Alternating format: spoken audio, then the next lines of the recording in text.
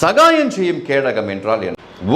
What does it mean when somebody says God is our shield and God is our helper? கர்த்தர் என்னுடைய கேடகம் என்று நீங்கள் சொல்லும் பொழுது, ஒரு விசுவாச பிள்ளை சொல்லும் பொழுது 3 காரியங்களை நாம் அறிக்கை செய்கிறோம். அது என்ன என்று சொல்லுகிறேன். முதல் காரியம், I have no one but God on whom I lean. நான் சாய்ந்து நிற்பதற்கு, நான் சார்ந்து நிற்பதற்கு எனக்கு தேவனை அல்லாமல் வேறு ஒருவரும் இல்லை என்று சொல்லுகிறோம். அதுதான் ஷீல்டு.